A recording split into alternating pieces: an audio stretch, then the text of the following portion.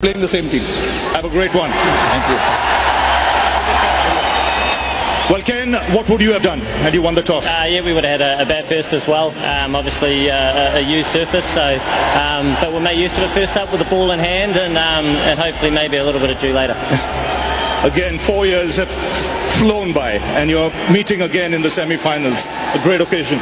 Yeah, I mean, an amazing occasion. Obviously, 4 years ago, a similar situation, but obviously in a different location. So, a special time, and for us, we're looking forward to the challenge ahead. And we know it's a stiff one. They've been playing some good cricket, but so have we. So, it should be a good game.